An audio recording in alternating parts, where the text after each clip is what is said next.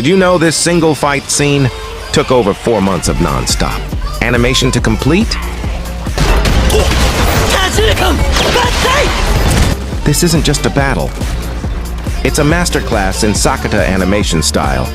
Notice how the background stays fluid even during Todo's high-speed boogie-woogie swaps? Animators used a unique fisheye lens perspective here to make Mahito's soul multiplicity feel even more claustrophobic. Every frame was hand-drawn to ensure the impact of Yuji's punches felt visceral through your screen.